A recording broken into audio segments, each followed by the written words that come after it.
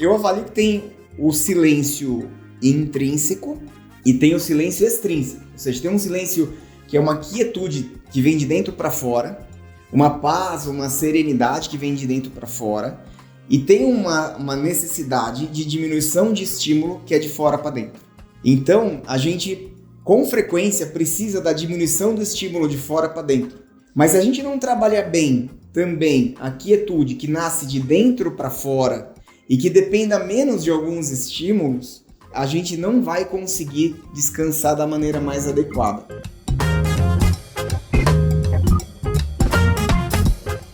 Você está precisando de silêncio? E como é que anda o seu silêncio interno? Existe ou tá meio barulhento aí dentro? Esse que você ouviu aí é o médico cardiologista Bruno Colontoni. Ele é o convidado dessa edição. Eu sou Isabelle Moreira Lima e você está ouvindo o podcast da semana.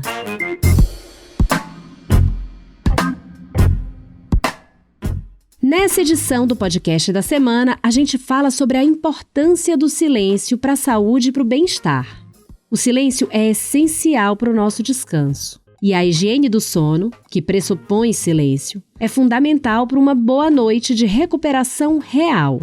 Para que ela ocorra, a gente precisa desligar os estímulos. E muitos deles passam pelos sons. Sabe o pessoal que gosta de dormir com a TV ligada? Pois é melhor desligar. Mas tem também um barulho que não está fora do mundo, que está dentro da gente. E às vezes é preciso silenciar esses sons também. Para isso, técnicas de meditação e de relaxamento são muito bem-vindas. Quem fala disso tudo hoje aqui no podcast da semana é o Bruno Colontoni, que é autor do livro Viva a Sua Cura, da editora Fontanar, do grupo Companhia das Letras. Nesse livro, ele dá as ferramentas para a cura antes mesmo que as doenças existam. E adivinha? O silêncio, o descanso, o controle do estresse entram no jogo e estão todos conectados. Ouve aí meu papo com ele. Qual é a importância do silêncio para a saúde e o bem-estar? Isabelle, é interessante que assim, a nossa vida ela acontece em impulsos. Então, o tempo todo, a gente tem um momento de maior agitação e depois um momento de descanso. A gente precisa das duas coisas. A natureza, o dia, a noite, tudo relacionado à natureza acontece com os dois polos. E da mesma maneira que é importante você trabalhar, acordar, agitar, você precisa desacelerar. O nosso organismo precisa disso, tanto do ponto de vista de saúde mental, ou seja, para tratamento ou para prevenção de ansiedade, depressão, sintomas ansiosos e sintomas depressivos. Então, não necessariamente uma depressão clínica, uma ansiedade, um transtorno de ansiedade, mas sintomas de melancolia, de tristeza, de angústia. Assim como para a gente conseguir também tolerar a agitação do dia a dia. E do ponto de vista orgânico, o silêncio e a quietude são importantes para desacelerar. Essa capacidade de desacelerar do ponto de vista de sistema nervoso autônomo significa eu baixar a pressão arterial, baixar a frequência cardíaca, ter um momento de descanso para eu reconstruir músculo, né? Então, da mesma maneira que eu faço exercício para, de uma maneira benéfica, entre aspas, destruir músculo, ou seja, quando eu faço exercício eu provoco lesão muscular, para que no descanso, com descanso, boa alimentação e hidratação, eu construa mais músculo e melhore minha capacidade funcional. Então, o descanso ele é fundamental para todas as áreas da nossa saúde. Descanso e o silêncio, né? E dá para descansar sem silêncio? Pois é difícil essa pergunta. Eu lembro quando eu fazia residência e a gente dava plantão no pronto-socorro lá no Hospital das Clínicas da Unicamp, aquele monte de maca, aquele monte de paciente doente. E eu cheguei para um professor e uma loucura, a gente ficava 24 horas literalmente sem sentar. E aí eu falava assim pro professor, é um negócio, hoje você olha para trás e fala, não sei como eu aguentava, né? E aí eu falei pro professor assim, por volta umas 4 da tarde, tá tudo bem? E aí ele apontou assim pro peito, eu falei, se tá tudo bem daqui para dentro, tá tudo bem para controlar a situação. E eu nunca mais esqueci disso, porque eu avalio que tem o silêncio intrínseco e tem o silêncio extrínseco. Ou seja, tem um silêncio que é uma quietude que vem de dentro para fora, uma paz, uma serenidade que vem de dentro para fora, e tem uma necessidade de diminuição de estímulo que é de fora para dentro. Então, a gente, com frequência, precisa da diminuição do estímulo de fora para dentro. Mas se a gente não trabalha bem também a quietude que nasce de dentro para fora e que dependa menos de alguns estímulos, a gente não vai conseguir descansar da maneira mais adequada. Um exemplo bom, às vezes a gente mora no interior, numa região de silêncio, e quando vai dormir uma noite num hotel em São Paulo, se assusta com um barulho, com um carro, com um ônibus. E quem mora em São Paulo não percebe mais esses barulhos e consegue dormir com uma boa profundidade, presume-se. Ou seja, essa pessoa conseguiu desenvolver um silêncio intrínseco, de maneira que ela não dependesse tanto do silêncio extrínseco, ou seja, do barulho que tivesse ao redor, ou do silenciamento. Então, são os dois polos do silêncio. Não dá para descansar sem silêncio, mas às vezes a gente pode depender menos de um silêncio extrínseco. E o que a gente perde quando a gente perde o silêncio? A poluição sonora afeta a qualidade de vida? Afeta muito a qualidade de vida, porque a gente precisa, muitas vezes, como eu disse, a maioria das vezes, a gente precisa de uma diminuição dos estímulos externos sensoriais para poder descansar. Então, quando a gente ouve muito barulho, ouve muito som, a gente tende a se confundir. Em especial, se esse barulho, se esse som são sons audíveis e compreensíveis. E não são, por exemplo, uma televisão ligada, ou você ficar o tempo todo com um podcast ligado, um barulho ligado, né, alguma fala ligada, um rádio ligado no ouvido, você acaba perdendo um pouco a sua capacidade de concentração. Você perde a sua capacidade de concentração, a sua capacidade de processamento. E, em última análise, isso vem afetar o seu processo de tomada de decisões, por exemplo. Decisões importantes da vida, né? Ou mesmo decisões menos importantes do dia a dia, mas que venham a se complicar futuramente. Você falou isso, eu fiquei pensando que tem gente que dorme com a TV ligada, né? Muita gente que precisa da televisão ligada para dormir e não consegue não dormir. Ou gente que dorme ouvindo alguma coisa com fone de ouvido, que seja uma música, mas ela não consegue entrar num momento de relaxamento. Mesmo notas musicais, numa música clássica, por exemplo, são sons compreensíveis, né? E você fica acompanhando aquilo e eventualmente aquilo toma a sua concentração e você não consegue relaxar e aprofundar o seu descanso da maneira adequada. E o que a gente pode fazer para buscar uma vida menos barulhenta, menos cheia desses estímulos todos a que a gente está exposto? Eu acredito que quando a gente fala de abordagem de higiene do sono, e aí eventualmente a gente expandir os itens de higiene do sono para mais horas do nosso dia, é uma forma adequada, bem bacana de você colocar um momento de silenciamento. Porque a higiene do sono envolve você desligar os estímulos elétricos, eletrônicos, tanto sonoros quanto visuais. Envolve você conseguir relaxar, dormir, se concentrar, diminuir a luz de casa, eventualmente um banho quente. Então são formas de relaxamento, que não necessariamente meditação, que é uma excelente forma de relaxamento, mas que nem todo mundo consegue fazer, mas que vão aumentar o seu contato com o silêncio e que tende, num exercício contínuo, como tudo na vida exige continuidade para virar um hábito, tende a ser um momento de quietude e de paz. A gente está falando aqui de um barulho literal, né? Falta de silêncio mais literal. Mas você falou da intrínseca, que eu estava pensando que era meio metafórica, e essa pergunta está relacionada a isso, que é sobre as redes sociais. Hoje em dia, com as redes sociais, nem quando a gente está sozinho, parece que tem silêncio. Como é que a gente encontra silêncio, então, nesse mundo de hiperestímulo de internet também? Isso é algo que você já se debruçou? Assim, a melhor maneira é você fazer jejum periódico de internet. Alguns precisam de mais, outros precisam de menos. E aí vai depender muito de como você se comporta com isso, né? Eu entendo que às vezes uma pessoa que trabalha com isso vai ter mais dificuldade do que uma pessoa que não trabalha e que usa só para lazer.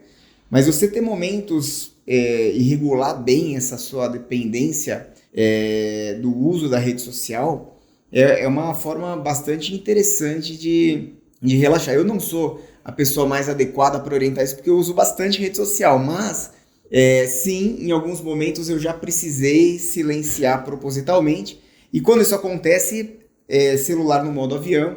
Às vezes acontece isso no consultório. É interessante isso porque eu estou trabalhando e muita agitação, muito estímulo, consulta, WhatsApp, celular, e ver e-mail e tudo isso no meio do barulho. E já aconteceu várias vezes e você se sente muito demandado, né? E aí, às vezes acontece de eu colocar no modo avião, desligar todos os contatos de internet, ficar ou trabalhando, alguma coisa no consultório, eu aviso minha secretária, eu falo assim, olha, vou sumir do mundo aqui por algumas horas, se alguém me procurar, por você fala que eu tô de boa, que tá tudo bem, mas que eu tô trabalhando.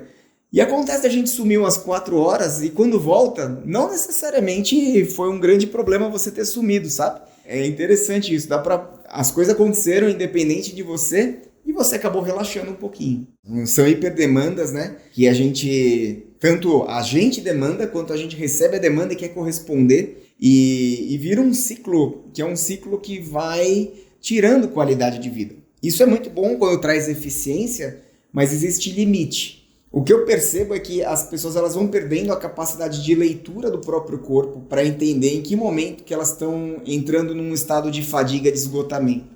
Quer dizer, elas não conseguem ler o próprio corpo, muito por falta de rotina, por falta de uma noção de ter aquele momento de pausa e refletir sobre como você está. E esses momentos eles são importantíssimos para você literalmente tirar um saldo do banco falo que é como se você tirar um extrato do banco, né, de sua saúde e ver como você tá. Você fala assim, olha, tá demais, eu tô trabalhando demais, eu preciso descansar.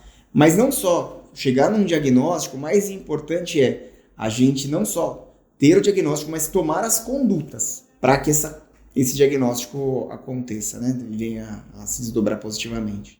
Agora uma pergunta sobre o seu livro. No seu livro, você fala sobre a importância do manejo do estresse. Barulho tem a ver com isso também? A gente falou um pouquinho sobre o impacto do barulho na saúde, mas assim, se tem barulho a gente fica mais estressado? Muito. Aumenta a irritabilidade, né? Imagina, o grande exemplo é quando a gente está num apartamento, quem mora em apartamento tem reforma no apartamento de cima, no de baixo, no do lado. Você não consegue descansar, você não consegue pensar. Esse talvez seja o melhor exemplo, né? Eu lembro bem quando eu era menino, morava aí em São Paulo numa casa e no terreno do lado tinha uma casa de intervalo, construíram um prédio e eu lembro do barulho da batistaca, literalmente tirando a paz de uma criança de 8 anos, 9 anos, que estava ali na casa. Então assim, você perde a capacidade, você não consegue dormir, você não consegue relaxar, você não consegue se concentrar. Porque qualquer mecanismo que você venha a usar técnica de relaxamento significa você fazer uma leitura do seu corpo e um momento de concentração. Se concentrar na própria paz, eu diria. E você não tem isso com barulho. Não é simples ter isso com barulho. É interessante quando você conversa com experts médicos sobre meditação, que a meditação tem a âncora, né? E você exercitar a meditação, ela depende muito do ambiente, porque o iniciante na prática de meditação, ele é muito influenciável pelos barulhos. Então, quando você está parado, tentando fazer um trabalho de meditação e passa uma ambulância, você desconcentra. E tem todo um trabalho para você voltar de novo para a âncora e se concentrar na meditação. Então, você não consegue manejar o estresse da maneira mais adequada se você está num ambiente de poluição sonora. A medicina está um pouco mais aberta, você acha, para essas técnicas alternativas que podem ser aliadas à saúde, como meditação? Pois é, a medicina, a minha forma de interpretar hoje, meditação não é mais alternativa, não é mais uma técnica alternativa. Você tem, da década de 80, fim da década de 70, estudos vindos de Harvard, de um cardiologista, discutindo sobre resposta de estresse e relaxamento. A partir daí você começa a estudar as técnicas das religiões diversas sobre como que faz esse relaxamento e a principal delas é a meditação. E aí desenvolve-se aquilo que você pode diferenciar de meditação para uma simples técnica de relaxamento, ou seja, você parar e respirar profundamente e tentar descansar, não é meditação. Meditação é uma técnica. E aí, você tem, por exemplo, uma American Heart Association publicando diretrizes dos benefícios cardiovasculares da meditação. Então, Quando a American Heart Association traz a meditação para perto, eu já não classifico mais como uma técnica alternativa. É uma técnica que está aí no mainstream, digamos, né? Está na principal prateleira para ser usada. O problema é que a gente vive uma prática médica, tanto do ponto de vista do médico quanto do ponto de vista do paciente, que é muito centrada no remédio. É muito centrada na intervenção. E menos centrada no diálogo, na explicação e na prescrição de técnicas assim.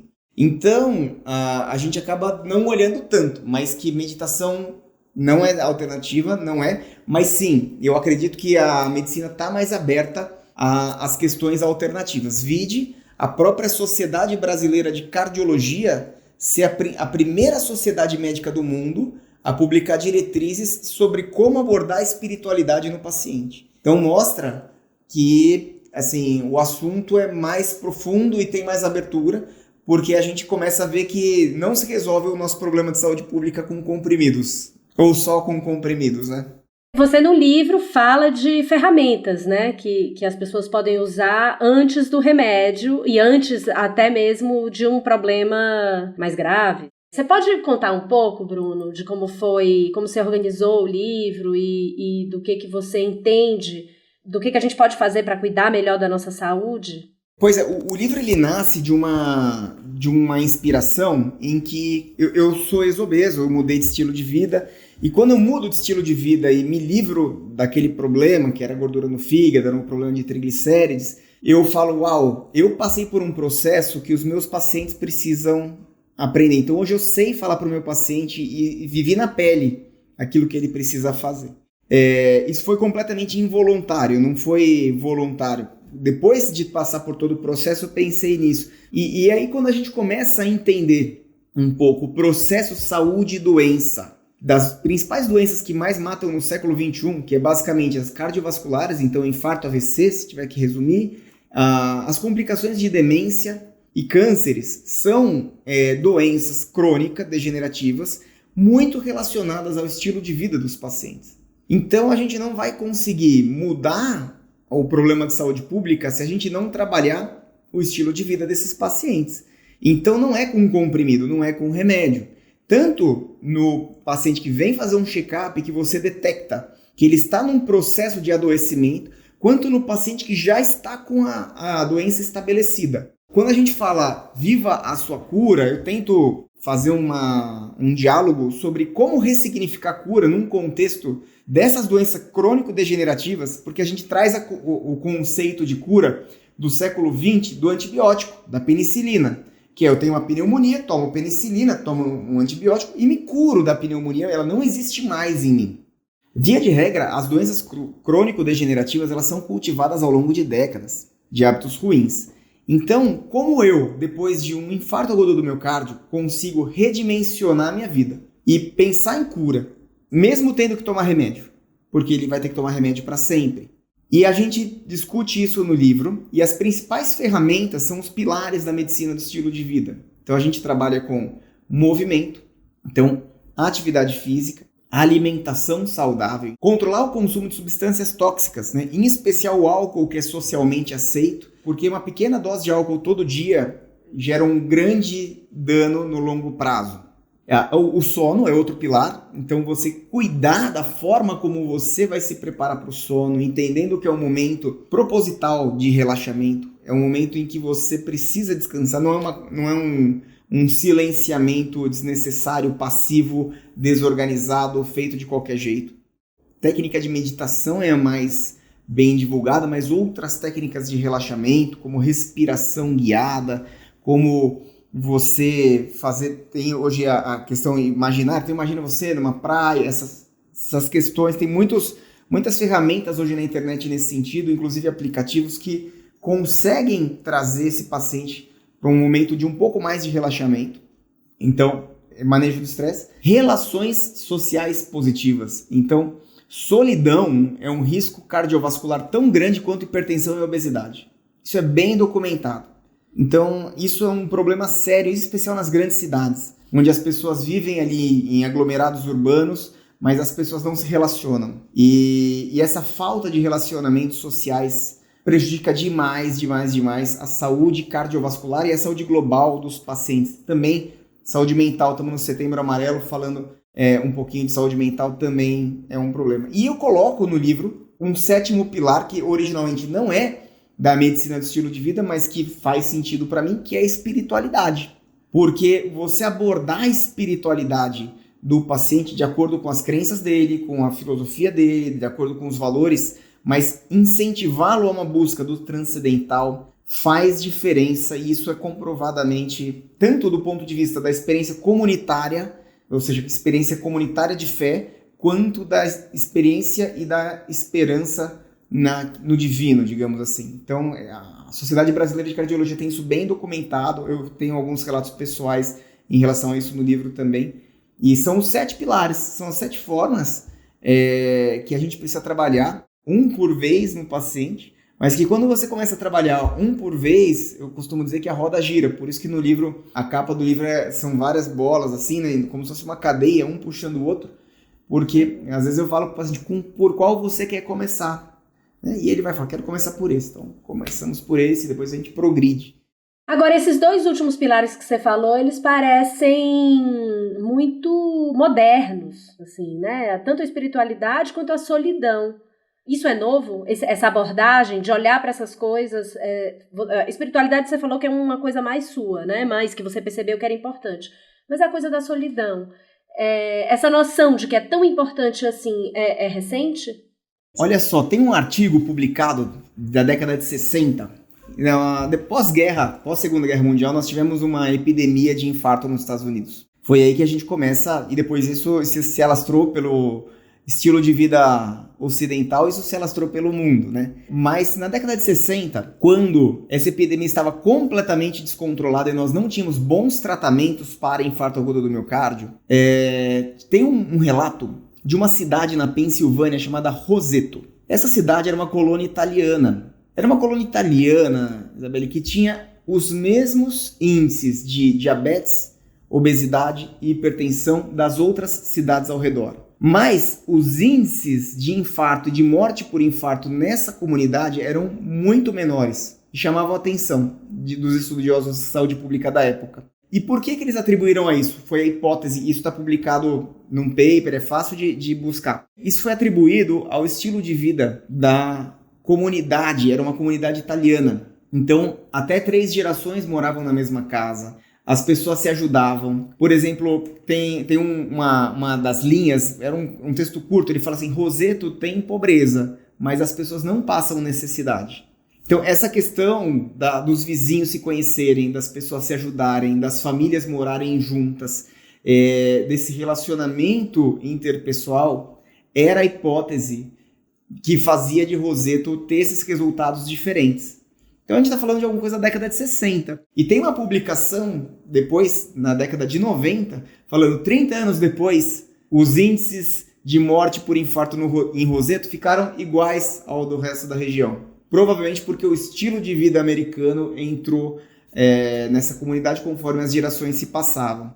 Então, a forma como a gente vive as nossas relações sociais, nós temos evidências. É difícil de a gente produzir evidência científica nos moldes da ciência ocidental. Nós somos muito cartesianos, nós não conseguimos isolar as variáveis, mas é uma observação que a gente já carrega da década de 60. Mas, de novo, como a gente tem uma medicina e uma expectativa da medicina muito focada no remédio, a gente acaba não olhando para essas questões. Bruno, o nome do seu livro é Viva a Sua Cura, Como Derrotar as Principais Doenças da Nossa Era antes mesmo de elas acontecerem. Então me dá a receita, o que a gente tem que fazer? O importante que a gente trata no livro é assim, a cura das nossas doenças, a gente começa antes da doença acontecer. Como são doenças relacionadas ao estilo de vida, por exemplo, um atleta pode ser acometido por infarto? Pode. Mas o risco dele ser infartado é menor. E mesmo que ele seja acometido por um infarto, a evolução dele é mais favorável quando ele tem condicionamento físico. Isso vale para a questão do infarto, isso vale para a questão de outras doenças crônico-degenerativas. A gente viu muito isso no Covid, então, por mais que a gente quisesse apontar as exceções, Na verdade, boa parte dos pacientes de maior risco cardiovascular eram os pacientes de maior risco de complicação de Covid, que é também o mesmo grupo que tem maior risco de neoplasia, de câncer. Então, esse quadro que a gente chama de síndrome metabólica, que tem a ver com um excesso de consumo de calorias, com baixa capacidade funcional, uma vida estressante, a gente vive, e eu conduzo pacientes, e eu sinto isso nos pacientes, as pessoas vivem como se estivessem num trem fantasma, com a vida totalmente fora de controle. Então a alimentação é fora de controle, a atividade física é fora de controle, as questões às vezes pessoais e financeiras são fora de controle, as questões emocionais são fora de controle. E o que a gente fala de encontrar cura é começar a tomar controle da própria vida. Então, começar a pautar sua própria agenda, decidir e fazer atividade física. Entra muito nisso, eu não falo disso no livro, mas sobre você organizar sua casa, sobre organizar sua vida, sobre você organizar seu psicológico, sobre você organizar sua alimentação. A gente não quer construir robozinhos que fazem tudo igual, mas ao mesmo tempo a gente não pode viver numa situação totalmente fora do controle. Eu estava assistindo esses dias um filme, e era um filme que saiu agora no streaming, na verdade uma série que saiu agora no streaming, e era uma brincadeira de criança ali, e a criança põe um barquinho no rio, e aí a outra criança falava, você acha que vai flutuar? E aí ele a criança que fez o origami falou assim, não, ela não vai flutuar, ela vai navegar. E navegar, Isabela, é diferente de flutuar.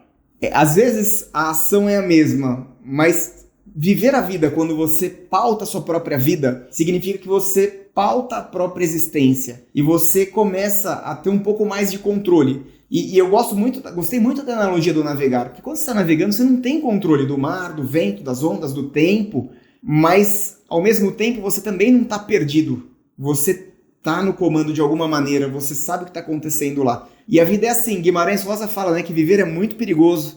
A gente sabe que viver é perigoso, a gente precisa de serenidade para lidar com os riscos da vida, mas ao mesmo tempo também não dá para viver a vida louca sem controle de nada, né? Senão dura pouco. Dura pouco, exato. Legal, Bruno, valeu, adorei o papo. Valeu, tchau, tchau.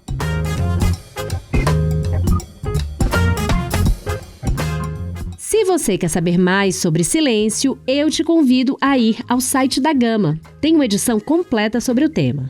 A gente tem uma entrevista com um ativista pelo silêncio, que viaja o mundo para preservar parques de silêncio. Já ouviu falar sobre isso? Ele grava sons raros da natureza e ganhou até um Emmy.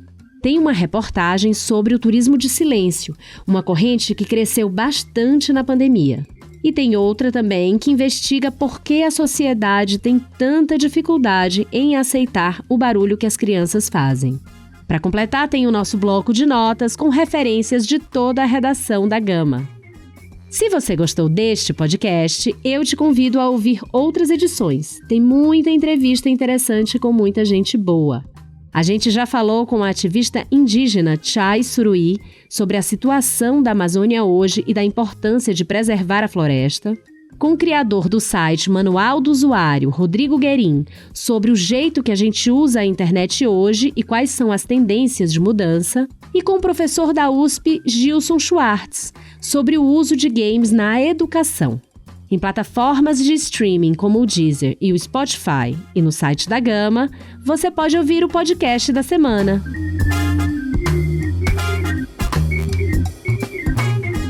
Com roteiro e apresentação de Isabelle Moreira Lima, este é o podcast da semana.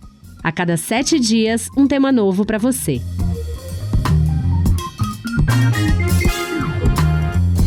A edição de som é do Roberto Soares. Até semana que vem!